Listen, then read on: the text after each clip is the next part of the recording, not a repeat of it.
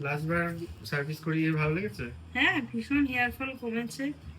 আর ওই জন্য সময়ের জন্য আসতেও পারছিলাম না।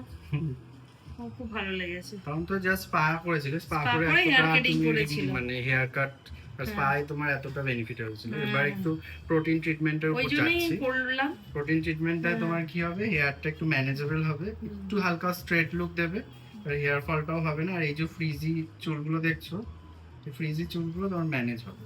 এই ম্যানেজ করার জন্য তোমার কাছে আসা, যে তাহলে যেটুকু protein- আছে অন্তত সেটুকু ভালো মতো থাকে, হুম, সেটুকুই তোমার কাছে আসা। ঠিক আছে, চলো দেখি তুমি কতটা রেজাল্ট দিতে পারি।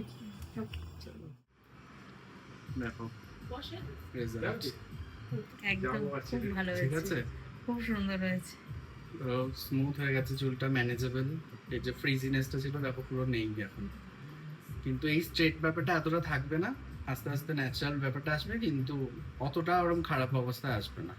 অ্যাটলিস্ট তোমার 3 মাস ঠিকঠাক থাকবে। হ্যাপি তো? একদম ভীষণ।